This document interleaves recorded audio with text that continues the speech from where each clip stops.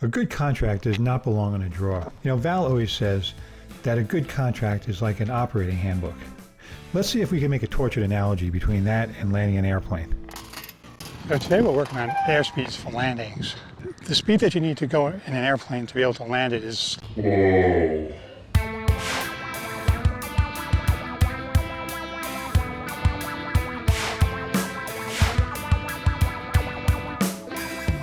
Three things going against you when you're landing. In an airplane, you feel a lot safer when you're high, and to land, you got to get low. You feel a lot safer when you're going fast, but to land, you have to go slow. The other thing that you have going is there's this warning that pilots actually affectionately refer to as bitching Betty.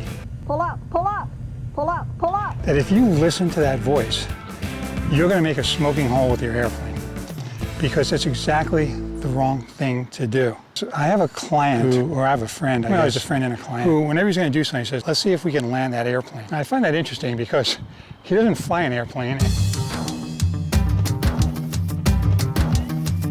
Now, he doesn't know this, but there's a pilot operating handbook that gives you the speeds you need to land that plane. Okay, so I know what my airspeeds have to be.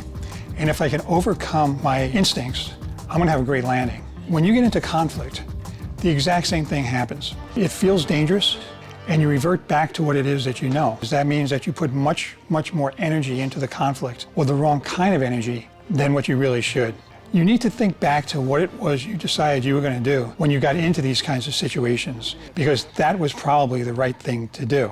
You decided that you're going to be a good partner. Well, being a good partner means that you don't abandon that whole idea the minute that you get into a conflict. It doesn't mean that you settle for bad performance, but you can do this without destroying your relationship. And the way to do it is to follow the owner's manual, to follow the way that you thought about this before you got into the conflict. As I mentioned last week, I haven't flown for a while. So after 18 months of not flying, I knew that my reptilian brain was going to be kicking in overdrive. That's why I brought this guy in. He keeps after me. If I'm going too fast when I'm landing, he reminds me to slow down. After I experience what it feels like to go the right speed, to not listen to the voices that are telling me to do the wrong thing, it's an extraordinarily rewarding experience to land an airplane. You're going to find the same thing happen when you handle disputes in a collaborative manner. Once you actually see the results that you can get, it's absolutely remarkable, but you have to kind of go through it a few times.